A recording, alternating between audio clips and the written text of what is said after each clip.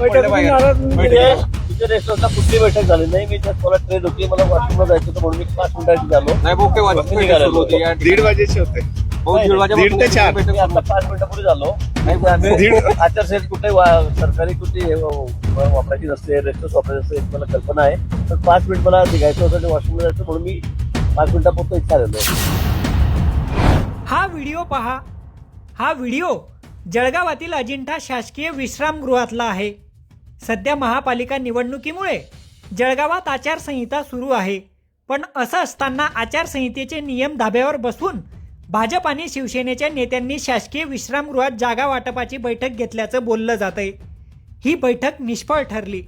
पण सत्ताधाऱ्यांनी आचारसंहितेचं उल्लंघन केल्याचा आक्षेप विरोधकांनी घेतला. त्यामुळं ही बैठक चर्चेत आली आहे.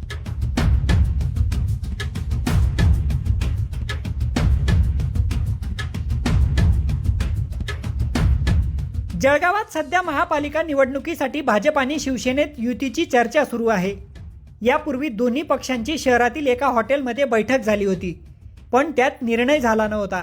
म्हणून रविवारी दुपारी पुन्हा अजिंठा शासकीय विश्रामगृहात बैठक बोलवण्यात आली. बैठकीला मंत्री गिरीश महाजन, गुलाबराव पाटील यांच्यासोबत दोन्ही पक्षांचे प्रमुख पदाधिकारी देखील उपस्थित होते. युती होते किंवा नाही या टेन्शनमध्ये कदाचित नेत्यांना आचारसंहितेचंही भान राहिलं नाही. पत्रकारांनी कॅमेरे काढले तेव्हा नेत्यांच्या गाड्या विश्रामगृहाबाहेर उभ्या राहिल्या. मंत्री गुलाबराव पाटील हे काही मिनिटातच बैठकीतून बाहेर पडले. पण नंतर काही तास ही बैठक सुरूच होती असंही कळतंय. या बैठकीतून जेव्हा मंत्री गिरीश महाजन बाहेर पडले तेव्हा त्यांना पत्रकारांनी घेरलं. त्यावेळी ते काय म्हणाले तेही पहा. गुलाबराव पाटील नाराज होऊन निघालेले. गुलाबराव पाटील नाराज होऊन निघालेले. अजिबात नाही. नंतर रात्री खुश होते. आणि अद्याप आपलं दोघं पक्षांची चर्चा चालू आहे. मात्र अजित पवार गटाला पण अलिप्त ठेवलेला पाहायला मिळतात आहे. त्यांच्याशी फोनवर आमचं बोलणं सुरू आहे. ते सुद्धा काही कोणती चर्चा झालेली अनिल दादांशी बोललो तर तेवढं आम्हाला अनिलदादांची चर्चा नाही झाली माझी. खालच्या लोकांशी बोलतोय. शेवटी फायनल झालं. अनिल दादा नंतर आम्ही शेवटी बोलू. महायुती भक्कम आहे का? पण भक्कम आहे. आपल्याला बघायला मिळेल. आता काय 2 दिवस राहिलेत. उद्याचा दिवस राहिलेला आहे. त्याचा निर्णय होईल आणि योग्य असा निर्णय होईल.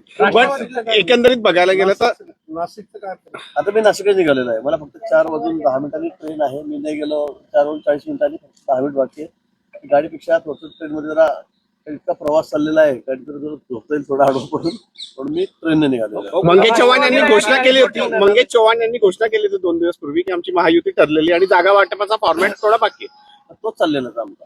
मग घोषणा झाल्यानंतर अद्याप काय डिक्लेअर नाही होत.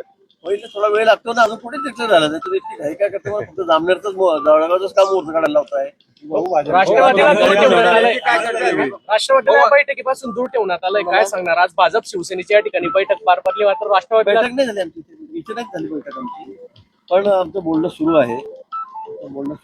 आणि मला वाटतं आज रात्रीपर्यंत 2-4 जागेंचा आमचा अंतर्गत आमचा घोळ चाललेला आहे. कोणाला कळायचं प्रमुख कार्यकर्ते आहेत. आणि युतीत जागा गेल्यामुळे मग बरेच मोठ्या जागा जाणार. का आमच्याकडे मागच्या वेळी 57 जागा होत्या आणि आता यावेळेला आम्हाला कमी जागा घ्याव्या लागतील. दोन्ही पक्षांना सामावून घेतलं तर. त्यामुळे त्या संदर्भात कोणाला तिकीट द्यायचं कोणाला नाही या संदर्भात थोडा वाद आमच्याकडे चाललेला आहे. त्यामुळे आता सगळे निर्णय आम्ही बसून रात्रीपर्यंत करू. महायुतीतूनच निवडणूक महायुतीतच होईल.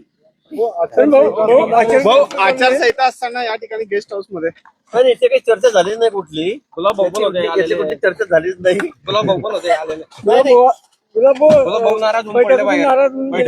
तिथे रेस्टॉरंटला कुठली बैठक झाली नाही. मी जस्ट मला ट्रेन होती, मला वॉशरूमला जायचं होतं म्हणून मी 5 मिनिटांची झालो.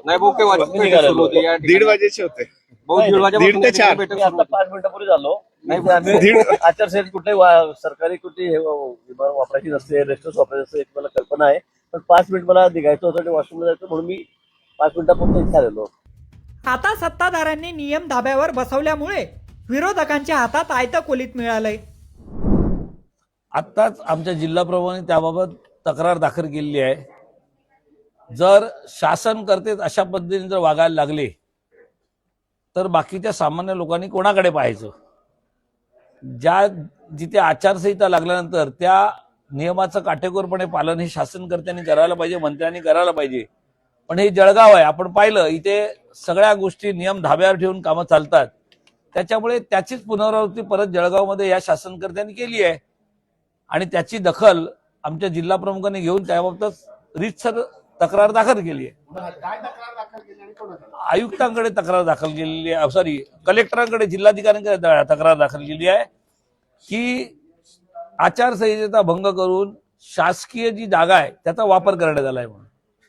त्यावर मंत्री गिरीश महाजन असे बोलले की माझी ट्रेन लेट होती, मला वॉशरूमसाठी थांबावं लागलं. नाही, वॉशरूमसाठी दोन तास कोण थांबत नाही ना. 1:30 वाजल्यापासून 4 वाजेपर्यंत वॉशरूम मध्ये थांबण्यासारखं एवढं काय गंभीर आजार त्यांना झाला की त्यांना 2.5 तास वॉशरूम मध्ये थांबायला लागलाय. त्याच्यामुळे मला वाटतं 2.5 तास वॉशरूम मध्ये थांबणं म्हणजे बैठका वॉशरूम मध्ये घेतल्या का असा प्रश्न निर्माण होतो की नाही. आणि सोबत बाकीच्या मंत्र्यांना सुद्धा वॉशरूम मध्येच घेऊन जावं लागलं का.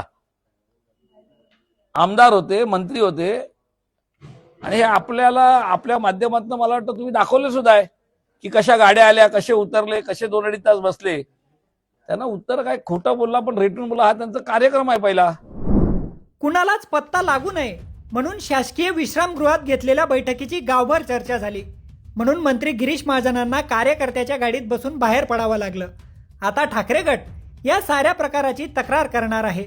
त्यामुळं पुढे जाऊन काय कारवाई होते ते पाहणं महत्त्वाचं असेल. प्रशांत बदाने, लोकमत.com, जळगाव.